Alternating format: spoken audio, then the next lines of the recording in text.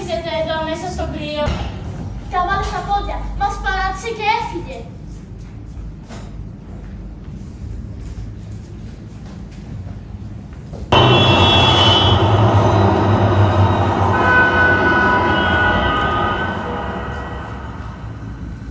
Περπατούσαμε για ώρες, ώσπου ξαφνικά είδαμε έναν άντρα που όλο μας κοίταζε.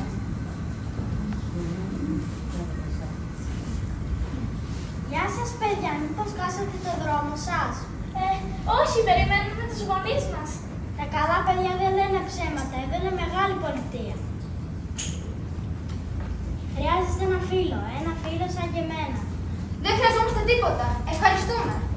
Άμα είστε καλοί μαζί μου, θα είμαι κι εγώ καλός μαζί σας. Σεβά, τρέχα!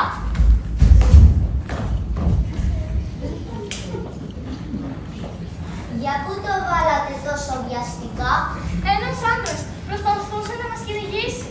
Πού κατάντησε ο κόσμος, τι κατάρματα κυκλοφορούν. Εσείς δεν πρέπει να είστε από εδώ, σωστά? Όχι. Διαβατήριο έχετε? Όχι. Καλά το κατάλαβα. Λοιπόν, θα σας πάρω να δουλέψετε κοντά μου.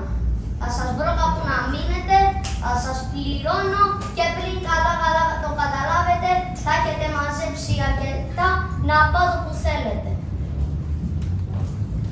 Και έτσι ξεκινήσαμε να δουλεύουμε εκεί.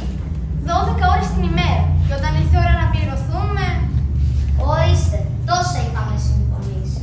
Αλλά θα κρατήσω κάποια για το ενίκιο, κάποια για το ευχαριστώ και κάποια για τον αστυνόμο. Μη σας την πίσω από εκεί που ήρθατε. Όπα, αυτό είναι σχέδι κλεψιά.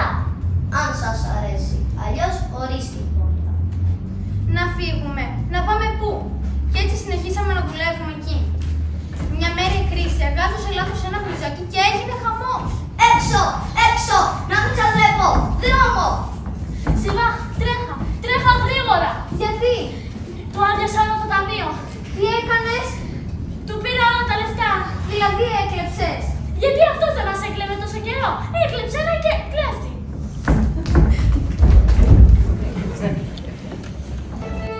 18.457 νεκρά παιδιά στη Γάζα. 18.457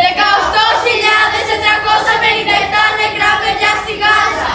365 νεκρά παιδιά στην Ουκρανία. 365 νεκρά παιδιά στην Ουκρανία. 22.000 νεκρά παιδιά στη Συρία. 22.000 νεκρά παιδιά στη Συρία. 5 εκατομμύρια νεκρά παιδιά στην Αφρική.